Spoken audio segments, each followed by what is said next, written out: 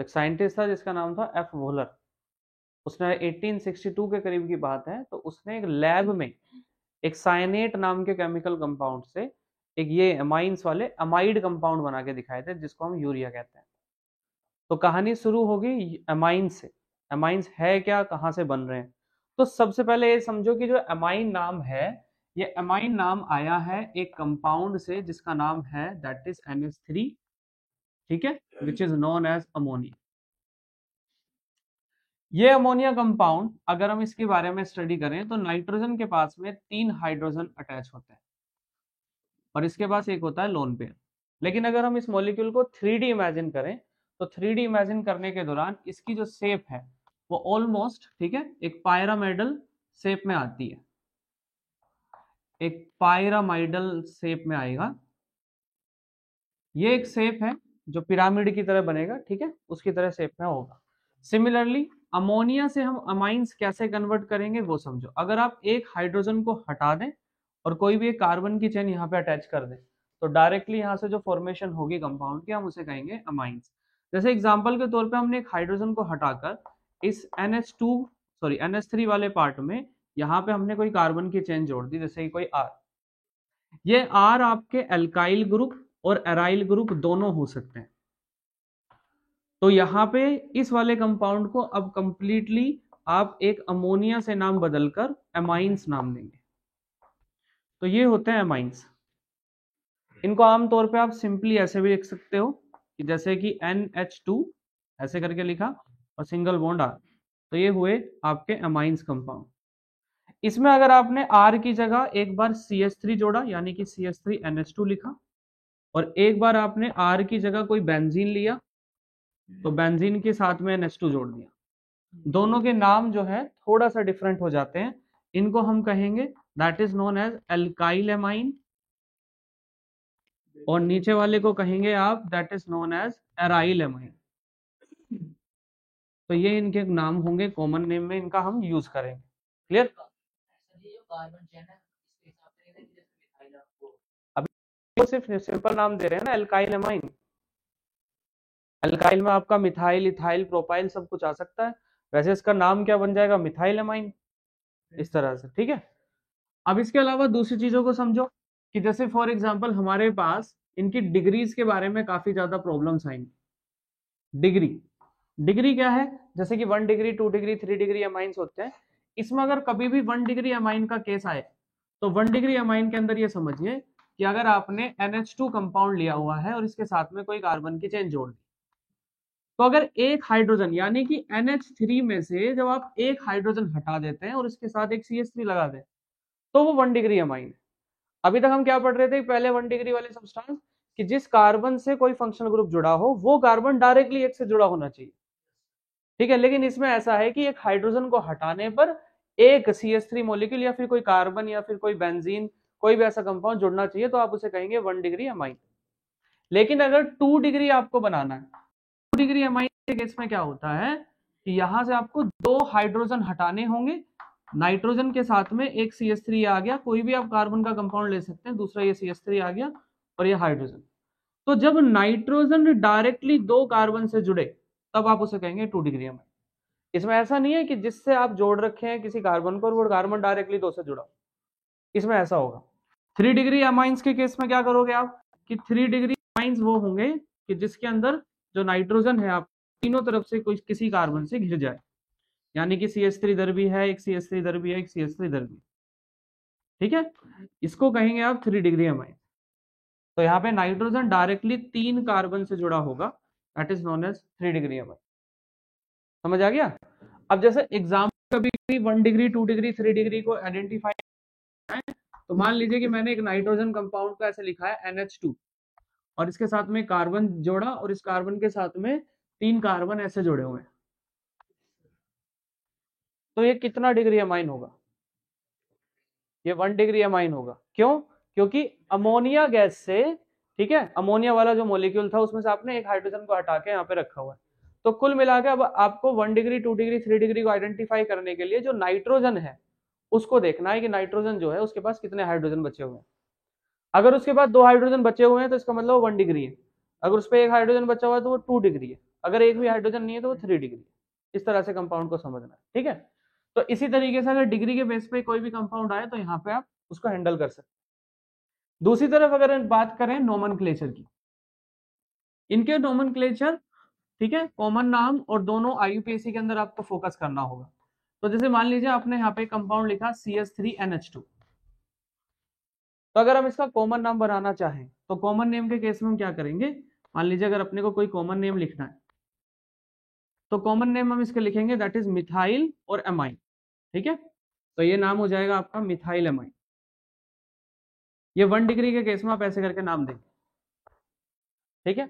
जैसे ही एक और कंपाउंड आपने ले लिया कि यहाँ पे CH3 की जगह CH3CH2 लगाया और फिर NH2 लगाया, तो दैट इज इथाइल एमाइन। ये तो हुए 1 डिग्री का नाम। लेकिन ऐसे ही अगर आपको 2 डिग्री के एग्जाम्पल में रखना है तो एक कार्बन आपने लिया, या फिर ऐसे करते हैं, एक नाइट्रोजन से यहाँ पे एक CH3 जुड़ा हुआ है, एक CH3 ये जुड़ा हुआ है और ये H है, तो आपने क्या नाम दिया, डाई मिथाइल और एमाइन। ये होगा इसका common name, di methyl amine. तो ये इसका नाम इस तरह से आप लिखेंगे, ठीक है। अब जैसे हाँ, अगर मान लीजिए अलग अलग जुड़ जाता है कि नाइट्रोजन से एक बार तो CH3 जुड़ा हुआ है और एक तरफ C2H5 जुड़ा हुआ है और ये हाइड्रोजन है, तो आप पहले ethyl methyl amine, alphabetic order का ध्यान रखेंगे उस पॉइंट पे। तो ये हो जाएगा आपका इथाइल मिथाइल एमाइन। इस तरह से इसका नाम हम यहाँ पे रखेंगे, ठीक है। 3 डिग्री होगा तो वहां पे डाई मिथाइल की जगह आप ट्राई मिथाइल एमाइन दे देंगे, या फिर एक जगह ऐसा हुआ मिथाइल हुआ, इथाइल हुआ और एक तरफ प्रोपाइल हुआ, तीनों को अल्फाबेटिक ऑर्डर में अरेंज करेंगे और डायरेक्टली फिर उनका नाम देंगे। जैसे कि एग्जांपल के तौर पे हम यहाँ पे एक 3 डिग्री का अलग बना लेते हैं कि एक कार्बन है जिससे नाइट्रोजन जुड़ा हुआ है, एक तरफ CH3 है, एक तरफ हमने CH3 single bond sorry CH2 और CH3 एक ऐसा कंपाउंड यहाँ पे बनाया हमने, इस तरफ इथाइल है और एक तरफ इस तरह बना दिया C3H7 जुड़ा हुआ, ये प्रोपाइल है। तो मिथाइल, ठीक है, प्रोपाइल और इथाइल, इनका अल्फाबेटिक ऑर्डर में आप अरेंज करेंगे पहले। तो अल्फाबेटिकली जो आप ई है वो पहले आएगा, तो आप कहेंगे इथाइल, ठीक है, पहले फिर आएगा MNOP, इस तरह से। तो मिथाइल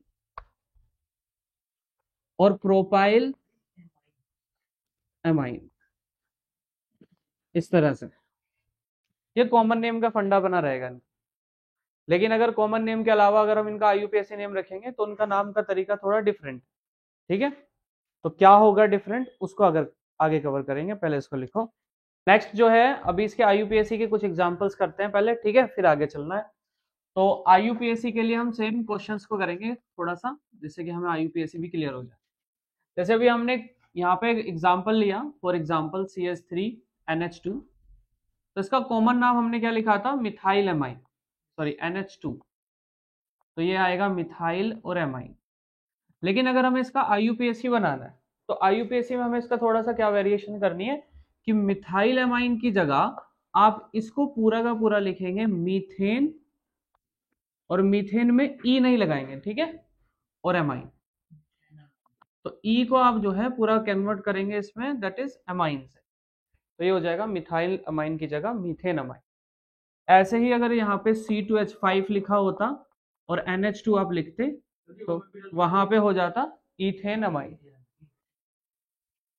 तो ये हो जाएगा इथेन अमाइन। ऐसे ही सिंपल प्रोपेन वगैरह में आप उसको करते रहेंगे। लेकिन अब बात करते हैं थोड़ा ब्रांच के फॉर्म में। जैसे मान लीजिए कि नाइट्रोजन के पास में यहाँ पर आपके पास एक हाइड्रोजन बचा हुआ है और दूसरी तरफ CH3 है और दूसरी तरफ ये भी CH3। अगर ये कॉमन नेम होता तो हम उसमें लिख देते डाई मिथाइल एमाइन। लेकिन इस केस में हमें क्या करना है कि अगर कभी भी IUPAC लिखना होगा तो एक पॉइंट को आपको मेन चेन माननी है और एक होगी आपकी ब्रांच। अब वो ब्रांच किससे जुड़ी हुई है, नाइट्रोजन से, तो आप इसका नाम लिखेंगे N- मिथाइल, वो ब्रांच हो गई, और फिर इसके बाद मिथेन अमाइन, जैसे आप नॉर्मली कार्बन के नाम लिखते आ रहे हैं, ठीक है, उसी तरह से इसके नाम भी लिखेंगे। तो ये हो जाएगा N methyl methane amine. Clear. और भी एग्जांपल समझो, जैसे नाइट्रोजन के साथ में एक बार तो CH3 लगा दिया आपने और एक बार C2H5 लगा रहे हैं, और यहाँ पे सिंगल बॉन्ड हाइड्रोजन लगा हुआ है, तो इसका नाम क्या रखेंगे? कभी भी अगर ऐसा पॉइंट आए कि ये C2H5 जुड़ा हुआ है और एक तरफ CH3 है, या फिर एक तरफ कम कार्बन है एक तरफ ज्यादा कार्बन है, तो ज्यादा कार्बन वाले पॉइंट को आप मेन चेन मानेंगे, कम वाले जो पॉइंट होगा, कम वाला जो कार्बन होगा उसे ब्रांच कंसीडर करेंगे।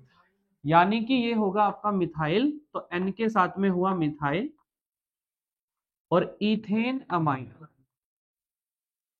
तो ये हो जाएगा इथेन अमाइन। क्लियर? इसी तरीके से और भी एग्जांपल्स हम यहाँ पे बना सकते हैं। जैसे एग्जांपल के लिए हम यहाँ पे एक 3 डिग्री में लेके आ रहे हैं, तो नाइट्रोजन के साथ में एक CH3 है, फिर से दूसरी तरफ भी CH3 है और इस तरफ भी CH3 है। अगर ये कॉमन नेम होता तो ट्राई मिथाइल एमाइन लिख के खत्म कर देते। IUPAC के अंदर हम क्या करेंगे, किसी एक को फिर से मेन चेन मानेंगे, तो इसकी और इसकी मेन चेन इतनी, यहाँ पे ये कंसिडर नहीं होते मेन चेन में, ध्यान रखना। नाइट्रोजन के साथ में कोई भी एक साइड मान सकते हैं आप मेन, ऊपर वाली भी मान लो, लेकिन कोई भी एक मान सकते हैं, यानी कि या तो इसे मान लो इसके साथ, या इसको मान लो इसके साथ, या इसको मान लो। दोनों को नहीं मान सकते, जैसे हम पहले कार्बन की पूरी चेन को मानते थे, वो सिस्टम नहीं होता इसके अंदर, किसी भी एक को मानना है, डिफरेंट है यहाँ पे थोड़ा मेथड। ठीक है, तो यहाँ पे आप नाम क्या रखेंगे कि N से 2 मिथाइल जुड़े हुए हैं, तो N, di methyl methane amine, तो ये हो जाएगा मिथेन, और इसके साथ में लिख देंगे आप एमाइन, जिसका नाम हो जाएगा। हाँ, तो उसका IUPAC पूछा जाएगा, तब आपको IUPAC बताना है, अगर कॉमन पूछा जा रहा था तब आपको कॉमन बताना है। क्लियर? नेक्स्ट आगे बढ़ रहे हैं, तो और कुछ एग्जांपल्स करते हैं। जैसे अब आपके पास में कोई लॉन्ग चेन है, यानी कि CH3 CH2 single bond C के साथ, और यहाँ पे आपके पास आ गया NH2, यहाँ पे आपके पास में ऊपर H लगा हुआ है और CH2 and CH3।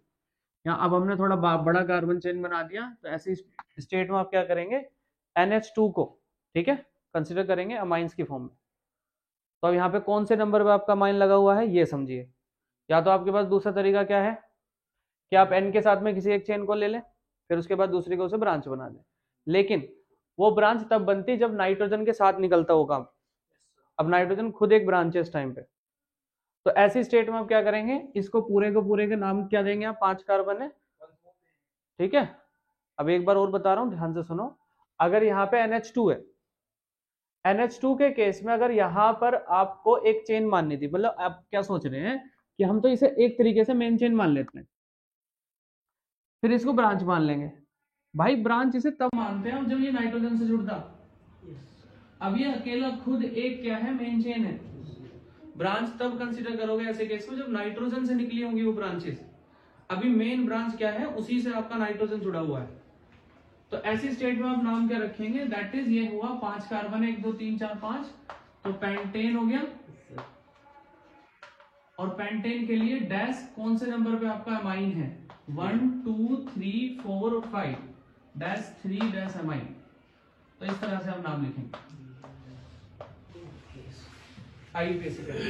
और भी एग्जांपल हो सकते हैं, जैसे फॉर एग्जांपल हमने यहाँ पे लिखा CH3 single bond CH single bond, यहाँ पे एक NH2 लगाया, और single bond CH2 single bond CH के साथ में फिर से एक NH2 लगाया, और यहाँ पे आपकी बार लगाया CH3, तो फिर से वही प्रॉब्लम आपके सामने आ रही है। तो मेन चेन अपने पास ये है, इनकी नंबरिंग कर लेंगे 1 2 3 4 5, तो आप देख रहे हैं कि दूसरे नंबर और चौथे नंबर पे क्या लगा हुआ है, अमाइन लगा हुआ है। तो ऐसे केस में आप नाम देंगे पेंटेन डैश 2 4, 2 और 4 पे लगा हुआ है डाई अमाइन, या फिर ट्राई अमाइन, जितना भी होता है, टेट्रा पेंटा, वो चलता रहता है।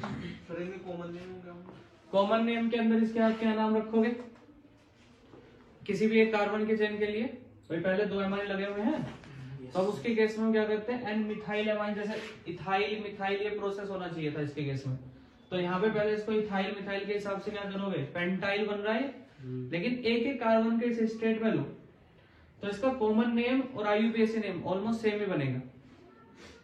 किस नंबर पे आपका अमाइन है, ये दूसरे नंबर पे है और चौथे नंबर पे ये, तो इसका कॉमन नेम और IUPAC नेम लगभग सेम बनेंगे, क्योंकि अगर हम इसको पेंटाइल लिख देंगे फिर डाइअमाइन लिखना पड़ेगा, तो फिर भी लास्ट में वही आएगा। तो कॉमन नेम और IUPAC नेम दोनों सेम ही रहेंगे इस पॉइंट, ठीक है।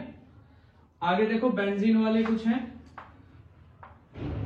बेंजीन के केस में अगर अमाइन लग जाए, यानी कि बेंजीन के साथ में अगर आपको यहाँ पे NH2 जोड़ना है तो क्या नाम बनेगा? इसका कॉमन नेम क्या होता है? एनिलीन। ठीक है, तो इसका कॉमन नाम होता है भाई एनिलीन। लेकिन अगर अपने को इसको IUPAC नेम में बदलना है तो आप इसे क्या कहेंगे? ये क्या है? अमाइन, और ये क्या आपके पास? बेंजीन। तो बेंजीन अमाइन। ठीक है, तो इसका दूसरा नाम हो जाएगा आपके पास में दैट इज बेंजीन, और ई नहीं लगाएंगे उसमें, अमाइन। इसमें ध्यान रखना एनिलीन कॉमन नेम है, बट एनिलीन को हम IUPAC की तरह भी most of the places use करेंगे। जैसे फिनोल एक कॉमन नेम है, बट हम उसे हाइड्रोक्सी बेंजीन कहना चाहिए, लेकिन हम फिनोल एक सिंपल वर्ड है तो हम फिनोल कॉमन नेम और IUPAC दोनों में कंसीडर किया जाता है। ऐसे ही एनिलीन और बेंजीन अमाइन दोनों ही IUPAC नेम में कंसीडर किए जाएंगे। क्लियर हो गया? अब देखो एक और एग्जांपल करते हैं IUPAC के बेस पे और कॉमन नेम के बेस पे, फिर आगे चलेंगे। तो मान लीजिए अपने पास यहाँ पे NH2 लगा हुआ है और यहाँ पे हमने यहाँ पे लगा दिया क्लोरीन। तो अगर इसका हमें कॉमन नेम बनाना होता तो हम क्या कहते हैं कि मेटा पोजीशन पे क्लोरीन लगा हुआ है, क्योंकि ये हेड पोजीशन हो गई, ये ऑर्थो पोजीशन, ये मेटा, ये पैरा, ये मेटा, ये ऑर्थो और ये हेड। ठीक है, तो इसका नाम हम कॉमन नेम में क्या रखते हैं कि मेटा क्लोरो एनिलीन, ऐसे करके नाम देते।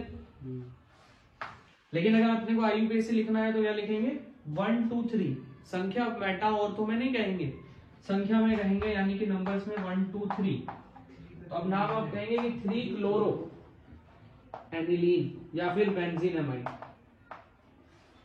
इस तरह से आप इसका नाम देंगे। तो क्लियरली यहाँ पे एक चीज समझ आ रही है कि जब भी आपको IUPAC लिखना होगा तो वहां पे संख्या यूज करनी पड़ेगी 1 2 3 4 ऐसे करके, और जब भी कॉमन होगा तो ऑर्थो पैरा मेटा की फॉर्म में आप इसका नाम लिखेंगे। सर जी फिर मैं बेंजीन अमाइन लिख के एनिलीन लिख दो फिर खाली? बिल्कुल सही है, एनिलीन लिख सकते हैं, बेंजीन अमाइन की जगह। क्लियर? तो यहाँ पे हमारा इंट्रोडक्शन और नोमेनक्लेचर दोनों पूरा हो गया। नेक्स्ट हम शुरू करेंगे that is preparation of amines.